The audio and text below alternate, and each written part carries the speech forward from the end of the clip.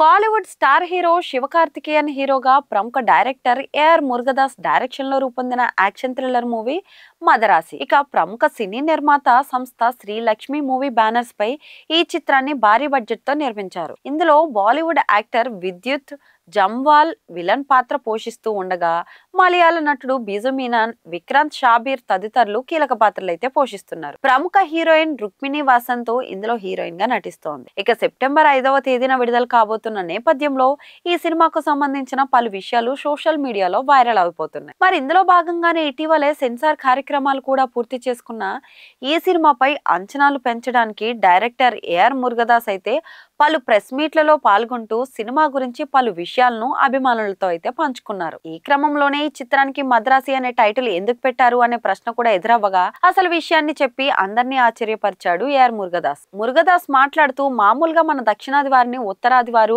మదరాసి అని పిలుస్తూ ఉంటారు.